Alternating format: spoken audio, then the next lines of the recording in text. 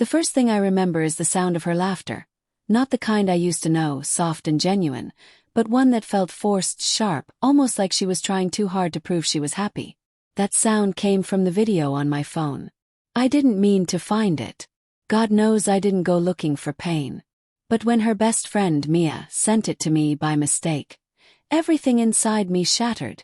There she was, my wife Anna, in a dimly lit room surrounded by men in suits and masks. Her hair was loose, her dress too short for someone who'd said she was just out for drinks with the girls. I recognized her instantly, even under the glow of red lights. The way she tucked her hair behind her ear, the way she swayed slightly when she was nervous. All of it was her. And when one of the men wrapped his arm around her waist, pulling her close, and she didn't pull away, my chest tightened so hard I couldn't breathe. That was the night everything changed. Anna and I had been married for 6 years. We'd built a quiet life, the kind that outsiders called stable or peaceful. We had our routines. Morning coffee together, shared playlists on long drives, dinners where she told me about work and I listened, pretending not to notice how distant she'd become. But over the past few months, something had shifted. Her phone was always face down. She smiled at messages she wouldn't explain. She said she was finding herself again, whatever that meant. When I asked, she'd say, "You're overthinking, Ryan. I just need some space." I believed her, or maybe I wanted to. Because that's what love does to you. It makes you ignore what's right in front of you. The video replayed in my mind that whole night. I couldn't sleep. My heart thudded in my chest as questions clawed at me. Who were those men? What kind of party was that? And why didn't she tell me? By morning I had decided. I wouldn't confront her yet. Not until I knew the truth. That evening she came home late, smelling faintly of perfume and smoke. "Hey," she said, setting her purse down. "You're still up?" "Yeah," I said quietly, my eyes on her. "Rough night." She hesitated. "Just, girls' night. Mia's birthday. We went to this rooftop thing." I nodded, pretending not to notice that her lipstick was smudged. "You didn't post anything," I said. She gave a soft laugh. "Not everything needs to go online, right?" I smiled faintly, hiding the storm inside me. Right. But I already knew. 2 days later I went to see Mia. She didn't expect me, and when she opened the door, her face went pale.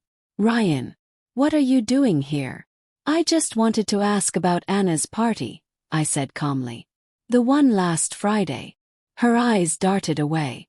"Oh, it was just a private thing." "Private?" said. "Because it looked more like a secret." Mia swallowed hard. "Look, Ryan, just tell me the truth." She sighed, closing her eyes. "It wasn't a normal party. It's something Anna's been going to for a while. They call it the Velvet Room. It's this underground event. Exclusive, expensive, all invite-only. People go there to escape. To cheat." Asked coldly. "Not everyone," she whispered. "But some do. It's about fantasy, about being someone else for a night." My heart sank. "And she went there." Mia looked away. "Yes. But she said she never crossed any line. She just liked the attention. She missed feeling wanted." Her words hit me like a blade. I left without saying another word. That night, I sat in the dark of our living room, waiting for Anna to come home. Every minute felt like an hour. When she finally walked in, I didn't greet her. I just played the video. Her face froze. "Where did you get that?" she whispered. "Does it matter?" said my voice breaking. "You told me you were with the girls." "I was." That's not what it looks like." "Oh, it's exactly what it looks like," I snapped. "You laughing, dancing, letting some stranger put his hands on you. You think I wouldn't notice?" Tears welled in her eyes. "Ryan, please. It was stupid, okay? It was supposed to be harmless fun. I didn't sleep with anyone." I laughed bitterly. "So that makes it okay?" "No," she said, shaking. "But I was lost. You've been so distant, and I just wanted to feel alive again." I stood there, staring at the woman I thought I knew, and all I saw was a stranger. You wanted to feel alive, I said quietly. And now you've killed everything we had. She reached for me, but I stepped back. Don't, I said. Just don't. She spent the night in the guest room. Barely slept. My mind replayed every moment of our marriage. The laughter, the fights, the promises whispered in the dark. All of it now felt tainted, rewritten by the image of that video. The next morning, she sat across from me at the kitchen table, her eyes swollen. Ryan, please, she whispered. Can we talk about this? There's nothing left to talk about. Yes, there is. I made a mistake. But it wasn't about them. It was about me. I felt invisible. I felt like we were just existing. And cheating fixed that. Yes. No, she said softly. But for a few hours it felt like I mattered again. I know that sounds selfish. But I didn't do it to hurt you. Her words stung in ways I couldn't describe. Because part of me understood. Part of me knew what loneliness felt like, even inside a marriage. But understanding didn't mean forgiving. You should have come to me, I said. Not them. Not that place. She nodded, tears sliding down her face. I know. Sorry. I'll do anything to fix this. I looked at her, really looked, and for the first time I saw the cracks in both of us. Maybe we'd both been running on empty for too long. But betrayal has a way of poisoning even the sincerest apology. Days turned into weeks. She tried, counseling, letters, small gestures, but the distance between us grew. I wanted to forgive her, I truly did, but every time I looked at her, I saw that red-lit room, that man's hand on her waist. Trust, once broken, doesn't rebuild itself. Then one night she came to me, trembling.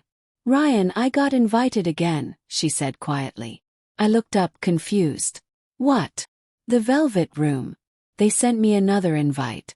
I didn't accept it. I just wanted you to know. For a moment I said nothing. Then I stood up, took her phone and deleted the message myself. This, I said, ends now. She nodded silently. But deep down I knew. It had already ended long before that message arrived. A month later I packed my things and left. Not because I stopped loving her, but because love alone wasn't enough anymore. As I closed the door behind me, I heard her sob quietly from the other room. I wanted to turn back, to hold her, to pretend none of it had happened. But I didn't. Sometimes walking away is the only act of love you have left to give. 3 months later she sent me a letter. It wasn't an apology. It was something else. She wrote, "The party wasn't about men. It was about feeling seen. I wish I had realized that the person who saw me most was you, before I lost you. I'll carry that mistake with me for the rest of my life." I read it once, folded it carefully, and placed it in a drawer I never opened again. Because the truth is, betrayal doesn't just end a marriage. It ends the version of yourself that believed love was unbreakable. And that night, the night she went to that secret party full of men, didn't just change her. Changed me too. Forever.